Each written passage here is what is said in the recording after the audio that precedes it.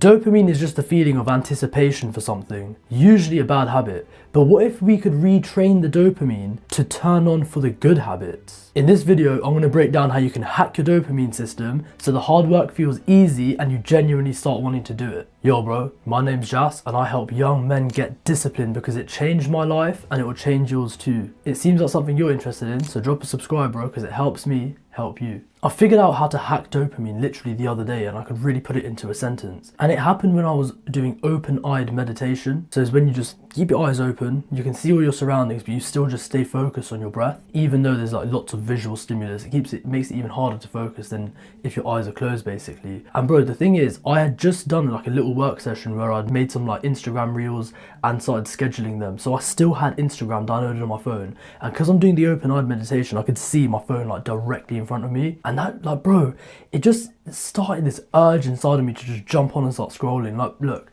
I haven't scrolled Instagram properly over like 15 minutes in the past year straight, and I still get the urge to just jump on there, jump on scrolling.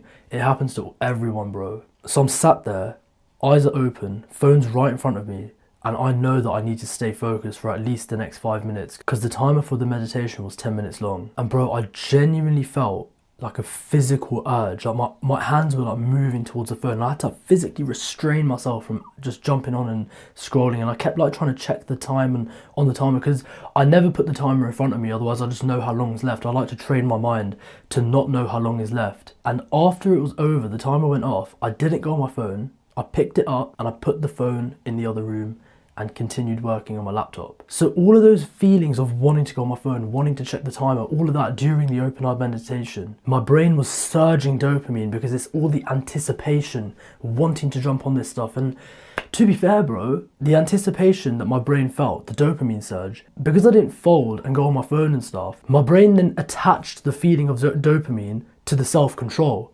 Because it was like, oh, we surged dopamine and then he like put the phone in the other room and felt really good about it. So then I trained my brain to retrospectively think that the dopamine surge was because of the self-control. Imagine if I'd felt that physical surge of anticipation and dopamine and then just jumped on my phone. My brain would associate the dopamine surge and the good feelings to like jumping on my phone, right?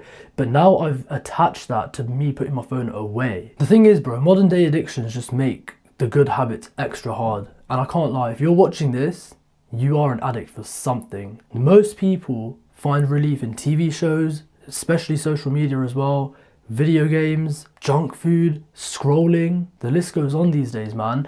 And these applications are getting better at hooking your attention and making you feel like you need to stay on there. And bro, the problem is your mind will make you think that you want to scroll endlessly. It's going to convince you and say all the right things to make you want to jump on the game, make you want to scroll, make you want to watch TV, all of these bad habits. And after you've done like binging a scroll session or binging a game session or watching 10 episodes of TV, you're left alone. The part of your brain that convinced you and was so sick earlier on at like saying the right things to get you to do these bad habits, it goes away. And that's because the anticipation's gone. The dopamine that made you feel brilliant for like wanting to do this stuff, it's all gone. The sad thing is that you've trained yourself to enjoy the easy things so much that you need more and more of the scrolling, the junk food, the TV, the games to feel that same level of happiness that it once gave you when you first started. Bro, when I first had a PS3 when I was a kid, I could play that thing for like 10-15 minutes and feel the relief and enjoyment from it. Then it got to the point when I was 16, 17, 18 years old and I needed to be on Warzone for 4 or 5 hours just to begin to feel good. And then I'd stay on there for up to 36 hours at a time, bro. And the thing is, all I was ever left with afterwards was just feelings of shame and regret. Bro, I wasn't even that good at the game. Like, there was nothing in it for me, man. And I'm sure it's the same with you. You're left with shame, regret, feeling like you should have been locked in and you should have been working on that one task. You said to your mates that you're going to get that assignment done and you still haven't done it. You tell people that you're going to have a six-pack by the end of 2026. You haven't even taken the first step, but you're just going backwards instead. But look, you're not broken. This can be retrained, and I'm going to tell you exactly how to do it now with the 4-step dopamine hacking methodology. Step 1, feel the urge. So when you want to do that bad habit, feel it inside of you and say the words, oh, my brain wants to, and then just fill in the blanks with your bad habit. My brain wants to watch that TV show. I want to watch the next one. I want to jump on Call of Duty Warzone. I feel like jumping on Instagram right now. Say it in your head, like say it really explicitly. Don't keep the feeling buried inside of you. Really feel the urge and then say it inside your head. Maybe even say it out loud if no one's around you so you don't seem like a crazy person. Step number 2 is to attach either a physical or mental sensation to that feeling of the urge. So with me, remember when I was doing the open eye meditation, I genuinely felt like my hands were moving almost by themselves to go grab the phone. You need to attach a similar sort of sensation to your urge as well. Bro, I always feel whenever I want to jump on my video games, bro, I've still got the PS4 downstairs. I haven't jumped on that thing to play Call of Duty Warzone. I can't even remember how long it's been, man. Maybe about 1.5 years now. I genuinely can't remember the last time I played. But I still get the urge to play. It's way less now, but the urge is always the same. It's always that I just want to jump on the sofa. What is it for you? What is the one bad habit that you feel like you can't quit and you feel a very particular urge for it? This is going to come with a little bit of time.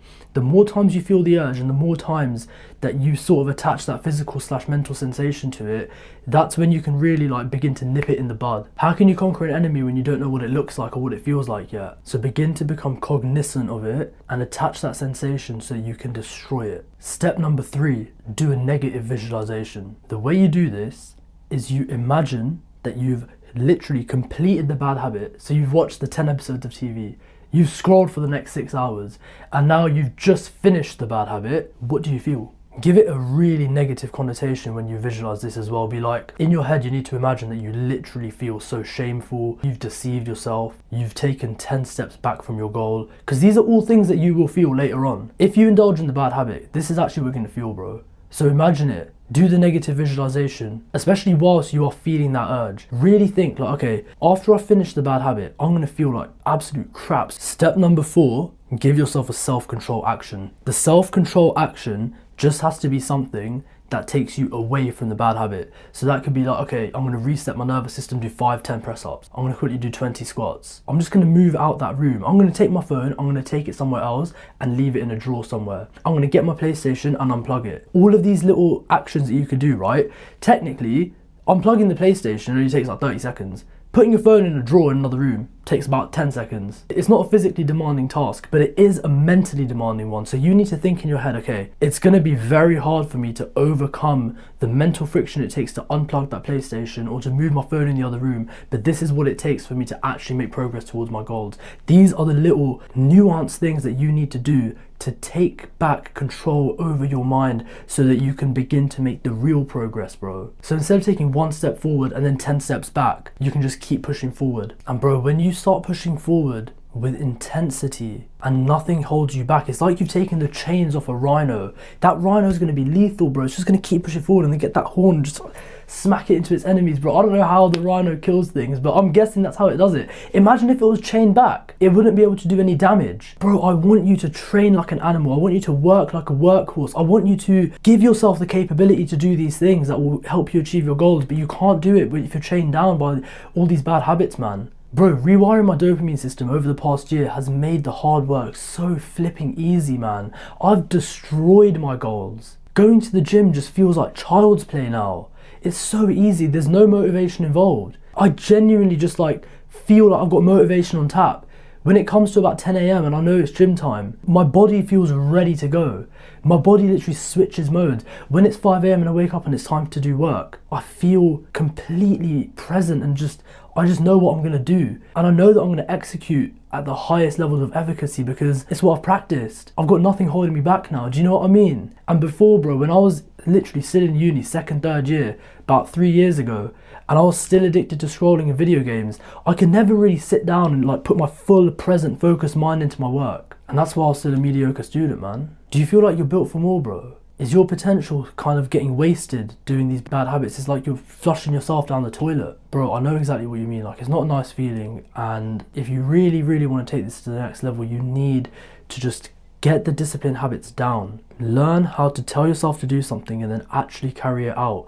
Discipline is just the number of promises you say versus the number of promises you keep.